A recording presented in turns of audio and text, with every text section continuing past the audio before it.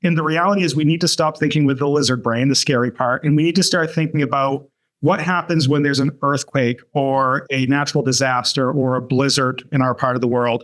What happens there is the systems go out, and those naturally lead to impacted care. Those mean people can't come in, you're canceling appointments, whatever the case may be.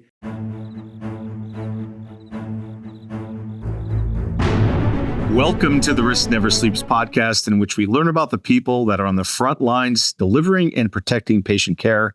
I'm Ed Gaudet, the host of our program, and today I am pleased to be joined today by Chad Holmes, product evangelist for Cynerio.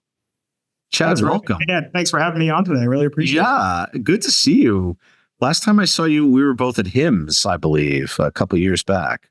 You know, we see each other at events, but I'm always reading your research. You're always reading mine. So like we're always in each other's lives, right? That's awesome. That's awesome. So let's start off with, tell our listeners a little bit about yourself, your role, and your organization.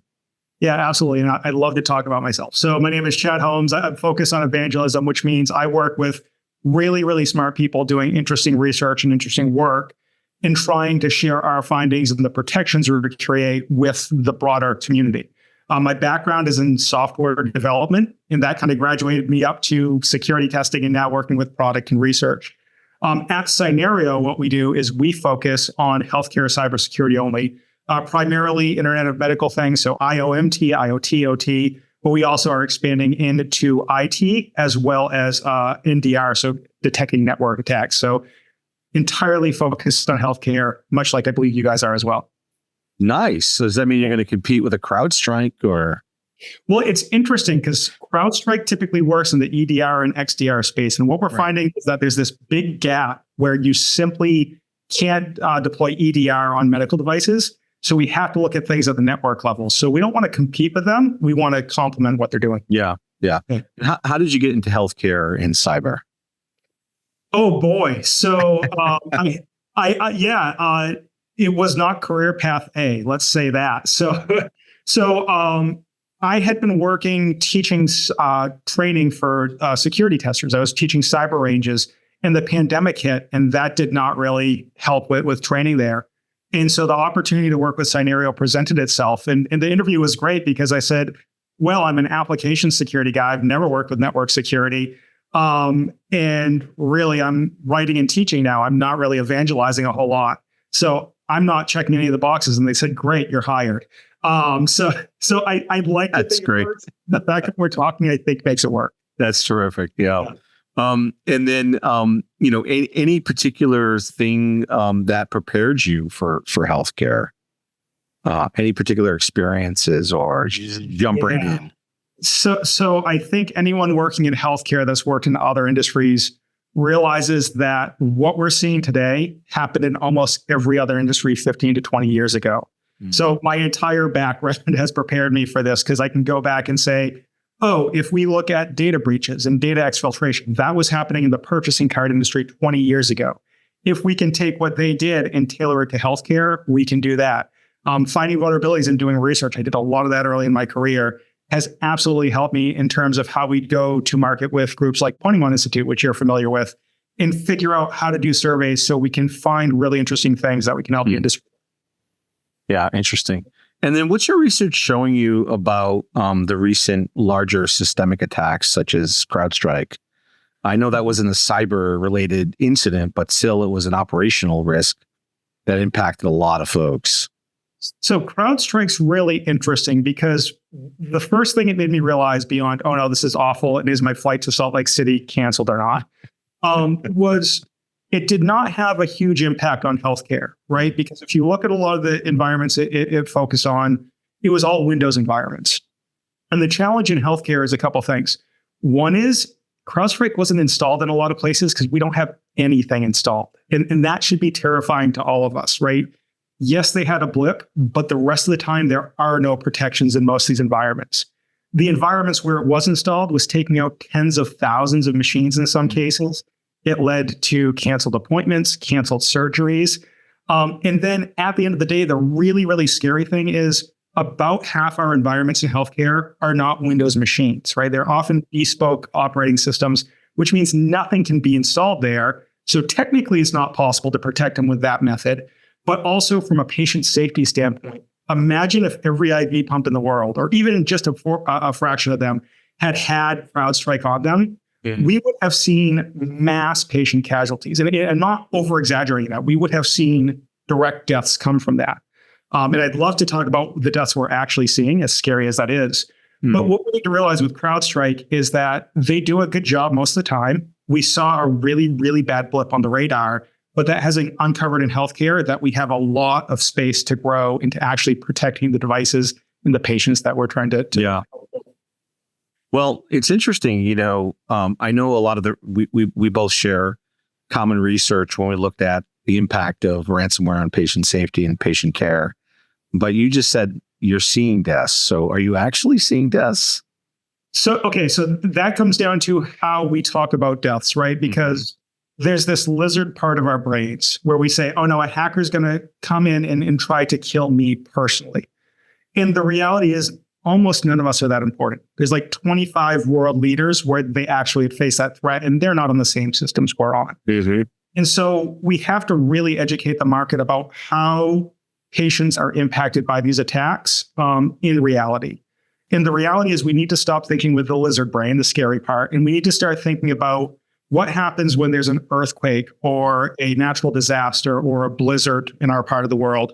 What happens there is the systems go out, and those naturally lead to impacted care. Those mean people can't come in, you're canceling appointments, whatever the case may be. And we know from studies that are 20, 30 years old, as well as studies more recently, yours, ours, a great one that looked at Medicare recently that saw in certain cohorts, mortality rates increased by 35%. That's absolutely terrifying. And so we need to start thinking this about impacted patient care, not direct threats to their lives, because that's what's really killing people and impacting their care. Is that the one that came out of Michigan, maybe? Yeah, that's the one that came out of Michigan, looked at Medicare and much higher numbers than any of us expected. Yeah. But right in line with what we found in terms of the more healthy cohorts too. Yeah. In indirect, like the divergence of ambulances to a medical facility or a hospital, obviously it's real and it's scary, especially if you're in the back of the ambulance. Yeah, and there's a couple other studies that have looked at the rippling effect too, because it's not just the hospital that got hit by the cyber attack. It's the other hospitals where they diverted and they start getting overrun with care. And so it's not just the 100 people, 200 beds, it's the thousands of beds in that community that are impacted. Yeah, really great point. So as you look out over the next 12, 24 months, what are your top 3 priorities? The number one priority is helping healthcare learn how they can handle the risks they're seeing today. We've seen a whole group of technologies and companies like ours and our competitors that really want to do the right thing in terms of what are the long-term ways we can stop these attacks. And that's things like identifying your devices, microsegmentation policies, all that. The challenge we see is that healthcare just doesn't have the people, the resources, the education to address these. And when they do get them and they hire them, they quickly go to Google or Facebook or wherever because they pay so much more, right? So one thing that we're really focusing on is, one, tailoring those technologies to healthcare environments to make them a little easier to adopt. But two, more importantly, identifying technologies that they can adopt today to stop the attack replication so we can implement longer term protections. And again, that comes down to identifying attacks on a network, seeing when a device gets infected, accepting that that's going to happen occasionally, and stopping those attacks from replicating. So we call that network detection response. There's others out there. We're the first one that I know of that's tailored to healthcare. Yeah. And so how do you help with some of the challenges for a solution like yours or others, where there's a lot of data that's coming out, there's a lot of potential noise in the signal, false positives, false negatives, et cetera, but also the amount of configuration and management that it would take to get that signal right? Yep. So 3 steps to that. First is deployment of the initial technology. So we have appliances that go on site. I won't go into the details. That's a pretty straightforward process because it's deployed just like other technologies that are in the environment today. So that's been whittled down to a few hours in most cases. So the initial deployment shouldn't be scary. The second pass there is taking the massive amounts of data that we see and making them usable. So we recently went back and took a look at what our entire customer base does in the matter of a month. We analyze 22 petabytes of data per month. I don't even know how many zeros that is. It's a massive, massive number. And we have to realize that no one in the world, particularly in healthcare, is going to be able to analyze all that. So we take those 22 petabytes of data, trim it down to roughly 500,000 actual incidences that require investigation. And that's where non-healthcare specific technologies usually fail. They'd hand those 500,000 incidences over and say, hey, look through these, good luck. The 3 IT folks in a hospital do not have the time to do that. Mm-hmm. So what we add to it is additional analysis, right? But we also add our Cynerio Live team that goes in and analyzes to find the 2 or 3 valid attacks each month that are coming from that. Mm-hmm. So it's this really interesting big data problem that if you take a couple steps specific to the environment you're working in, you get to the things that really matter, those 2 or 3 attacks, rather than just saying, here's some interesting data, good luck. Now, are you looking at signature? Are you looking at the actually cracking the packet and doing SSL cracking? And Great question. So the assumption that we have to do SSL packet is inspection is kind of rough in healthcare. The reality is most healthcare networks do not encrypt the data, right? 99 point whatever % of the data in healthcare is that's scary. It's going across the wire, which means if a hacker physically gets into the environment, they can sniff it. The reality is that's not a real threat vector, and it plays into our advantage and healthcare's advantage right now. So we're actually doing deep packet inspection. So we are looking at signatures. That's a standard method. But we're also looking at behavioral. And because we only focus on healthcare, we can understand that if a IV pump and a nurse's station are talking, it's probably okay, particularly with a certain volume and certain types of data. If the Tesla in your garage is talking to your stress test treadmill, maybe we should look at that. So it's a combination of different techniques. One other point there's about 160 protocols that are unique to healthcare. And that's why we're so focused on healthcare, because we just can't spend time customizing to every single, we want to focus on those. No, that's great. And how is AI rearing its ugly head in your solution? Everyone's an AI company today. That's right. That's why I figured I'd ask it that way. Yeah, absolutely. So we work with AI in 3 ways right now. The first is a pretty simple front end thing where you go and say, show me all the IV pumps in site A, and the custom report comes back. That's the most obvious one. It's not all that sexy, but it makes perfect sense. The second one is actually going and doing that additional analysis I talked about, right? We can whittle down those packets to a certain number, and then we can train our engines to do additional analysis like the data flow analysis I was talking about. So that's the most common one we use there. And then third, we use the information we're seeing to help inform product development as well. It's not that we're always going to just get magic AI with all the answers. In fact, we can fully trust AI engines from what we've seen. So what we do is we get the data from them and give it back to humans to help with further development. That actually is something I've learned early on in this process. Everyone has an opinion. Most people don't know what they're talking about related to AI. When you talk to people about AI, if they're not saying, I don't know about something, that's right. Cautious. Yeah, no. It's exciting. It harkens back to the birth of the internet, for me anyway. But it's much more accelerated and it's much more sophisticated and complicated. Absolutely. Which is awesome, which makes it interesting to still be in tech. To say that. So you do know one really interesting place we use it, because technically I'm a marketer. Don't hold it against me. Yeah. But at the end of the day, we've used it to generate a lot of the draft content we use. Oh. So we go and we can figure out the bullet points, what we want to say. We are very much a startup and a lean team. So we can take that, run it through Gemini, which is particularly good at creating content. And that helps us go to market with messaging a little faster. And so it's not an elegant use of it, but it's an incredibly effective, practical use of it. Interesting. Yeah, that's cool. All right. So let's switch topics a little bit. What keeps you up at night? Oh my goodness. What doesn't keep me up at night is I feel secure in going to hospitals. I get that question a lot, right? The hospitals are under attack. We see hundreds of breaches a year, but the odds of an attack happening while you're at a hospital are pretty low. That said, my hospital in Newburyport, Massachusetts, did have a massive data breach. So thank you for sharing that data. It's easy to find out who that is. What keeps me up at night is more that we have systematic issues in the healthcare environment that are leading to massive losses of money, literally billions with B of dollars a year, that there are known protections for, that other industries have adopted. And we need to find a way to get the right resources and funding to healthcare environments to help protect our patients at the end of the day. Outside of your day job, what are you most passionate about? What would you be doing if you weren't doing this job? Oh, anyone watching this that knows me just is screaming hiking right now, right? So hiking. I literally moved to the mountains to hike as much as I could. And as I'm getting towards my mid-40s, that's hurting more and more. But I do a lot of hiking in the White Mountains. I just came back from Utah. Absolutely love hiking lists. Did you do Zion? No, I've done it in the past. This was just Salt Lake City. So I hiked to Fifth Water, which is thermal pools. Yeah. And then I hiked to some other falls. It was beautiful. Nice. Yeah. Do you ever do Bryce or?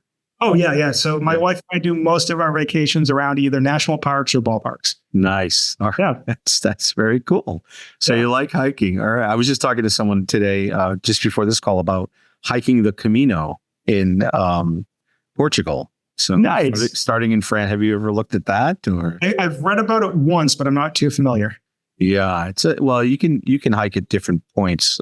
It's much more of a pilgrimage than it is a hike. And it tends to be somewhere in the 300 to 500 mile mark. So you need a couple of weeks to do it. Wow! But it's quite interesting. And I had a good friend do it recently, and I followed his journey along the way. He was posting photos, and I was talking to him, texting him throughout his journey, and it was really fascinating. And so actually someone on our team is going to be hiking walking the Camino soon. So very cool. Yeah. So it's a very spiritual experience as well. So if you're into that, that's something to take a look at.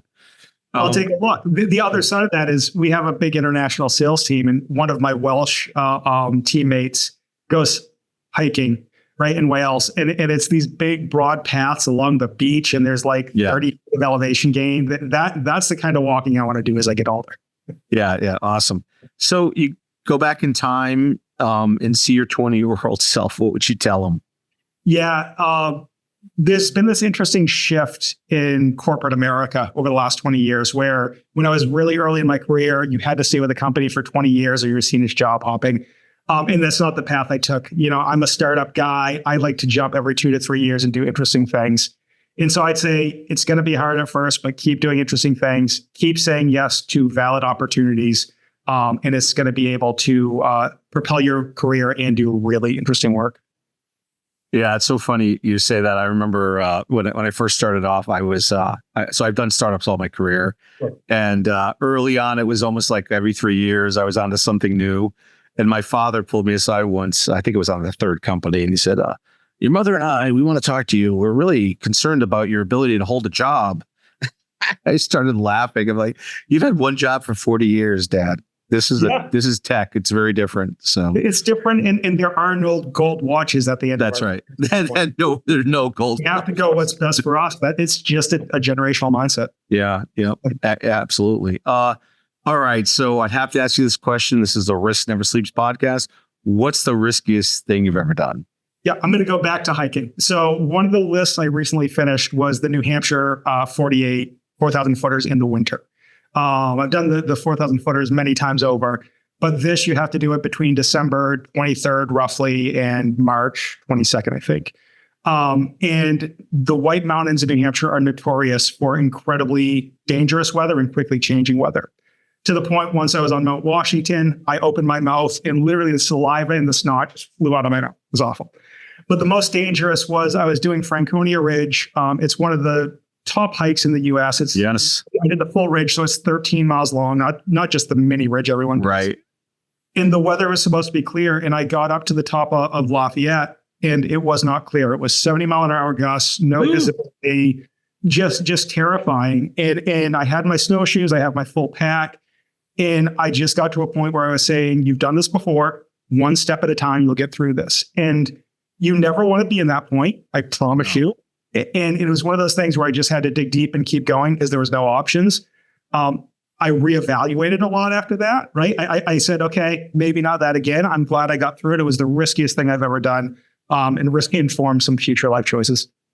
Yeah, that's interesting. I was up in New Hampshire last year, and I went to talk about risk. I went on the cog rail. You ever do the cog rail up my way? Oh, absolutely. Yeah.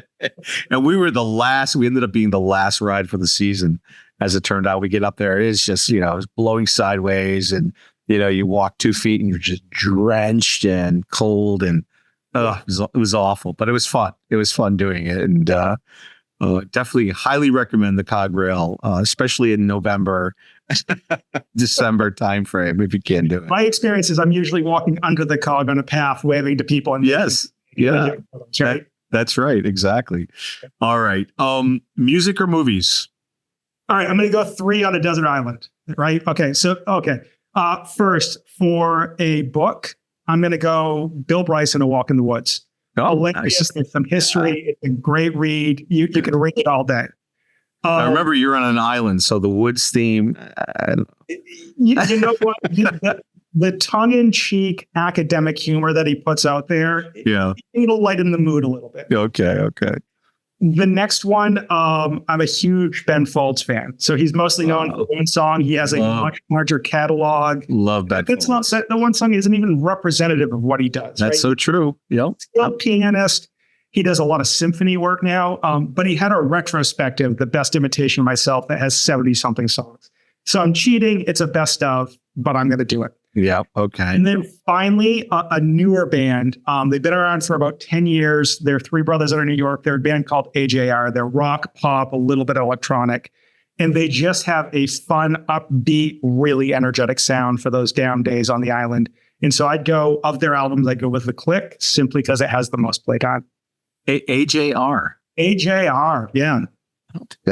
I guess I've heard of them, but I don't think I've ever heard of them. You'll have heard them in bumpers relating into talk radio. They have a Cinnabon commercial. They have MLB commercials. Okay. You've heard them. You just don't realize you have. The Cinnabon. Oof. they get really catchy things that commercials love. That's pretty funny. Oh, and it's in keeping with Ben Folds, too. It's the tongue-in-cheek kind of entertaining. You don't know you're listening to them until you do. Yeah, you must be a Sublime fan, too. Of course, yeah. Yeah. All right. And how about movies? You didn't mention any movies. Oh, I'm not a big movie guy because I have such a short attention span that unless I'm on a plane, I can't last the 90 to 120 minutes. So documentaries would be in there. My go-to plane movie is Moneyball, right? Oh, the great movie. Michael Lewis book made it about data analytics and Major League Baseball. The Big Short, too, is an amazing movie. The Big Short, yeah, that's number 2. If I have Boston to San Francisco, those 2 will fill up for the 6 hours. Nice. Hardest lesson in your career? Hardest lesson in my career. Everyone that's ever gone from sales engineering like I was in the past, or from engineering to sales engineering to marketing, has to have the really tough lesson that you don't win based on technical capabilities a lot of the time. Yeah. And as a techie that was writing code, I just thought you would go in and say, here's our solution. It's the best thing possible. Buy it. And the ability to influence people is so incredibly valuable. And a lot of technical folks miss that in their career. And if you can find a way to influence people, not just by bits and bytes, but actually figuring out what their problems are and helping them solve them, that's 90% of the battle. Yeah, that's great advice. Last question. What advice would you have to folks coming out of school that want to break into healthcare and break into cyber? Break into healthcare or cyber. Okay, so for cyber, I don't even think you have to be coming out of school at this point. There's a lot of new resources. I worked on cyber ranges for a company called Security Innovation. They just got acquired, by the way, and spun off their cyber ranges. But I worked teaching people to learn how to hack on cyber ranges. So knowing that there's resources like that, like the SANS Institute, that are out there where you can go and get your hands dirty and learn the practical skills is incredibly valuable. A lot of organizations still prefer 4-year degrees, but don't require them anymore. So actually learn the practical skills, not just the theoretical.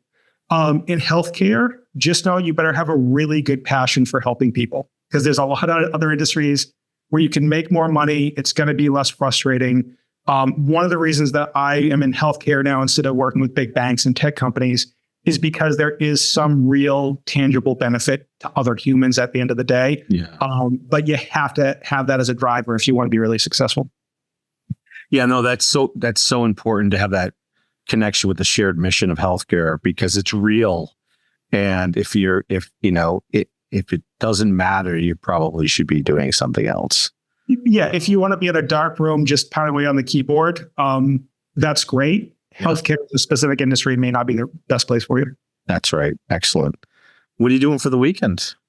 Oh, I'm going to a concert, then I'm going for hiking. So no surprise. What concert are you going to see? I'm going to AJR. It's the final. I'm going to AJR. I saw them in Manhattan last weekend. That's great. In Boston back in February or April. Yeah. So I'm going to go see them. Yeah. Have you been to the Sphere yet? I haven't. I can't wait. Have you?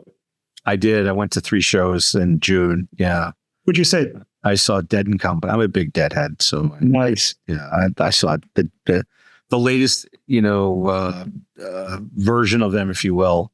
But yeah, I tell everybody if you can get to the Sphere, Eagles are coming. If you like the Eagles, right. The U2 just played there. Yeah. I'm sure. AJR will play someday, right? Yeah, we will. Was it completely immersive? Did you feel like you were just by music? Not only completely immersive. It's hard to understand the experience without experiencing it because everything else is analog. It's one dimension, and it really doesn't do it justice. So even the videos. I mean, I shot a lot of videos while I was there to give people a sense. Folks had told me, don't go and watch videos. Just go in with no expectations, and you'll be complete. And I was completely blown away. At one point, I was holding onto the back of my chair because I thought literally we were taking off. That's how immersive it is. Like your first experience in an IMAX theater then? No, I've been in IMAX too. This is I think this is very different than IMAX. Interesting. Okay. Yeah. Next time I'm in Vegas for a conference, whatever is playing there, I'm sure I'm going to attend because it looks such a great venue. Yeah. Well, and they have different shows you can go to too, but it's a very different. And also the other thing and I'm glad I went 3 nights. The first night was sort of the open mouth, I'm 18 again, or I was actually like 9 years old again going, what is this? Like, it was crazy. But by the third night, I was tapping into the music, the audio, and it is the highest fidelity audio I've ever heard at a concert. It was amazing. Not only that, again, it was immersive. They had speakers in the chairs.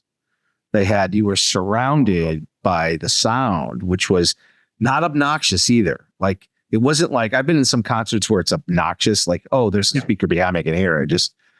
You were surrounded by it, and therefore you didn't even realize you were surrounded by it. And, so is that going to set a new stage for other venues? Do you think that's a Vegas only thing, or are these going to spread? No, I don't know. It's a good question. I think they may be publicly traded as an organization. Company like Sphere Entertainment is like publicly traded. So it's a great question because they would be, limited in terms of growth if that. So I could see it in London. I could see it, in Tokyo. I could see it definitely in different locations. But it's not going to be in Lowell and Boston. And it won't be in Lowell. It won't be, I don't think it'll be in Lowell anyway. But it may be in LA, although it's close. That's close to Vegas. So maybe there's an East Coast version of that. But dude, it was Chad. You got to go. It was incredible. It was such a great time, and whatever it is, I will get in. Such a great experience. All right, sir. Well, thank you. This is Ed Gaudet from the Risk Never Sleeps podcast. And if you're on the front lines protecting patient safety and care delivery, remember to stay vigilant because risk never sleeps.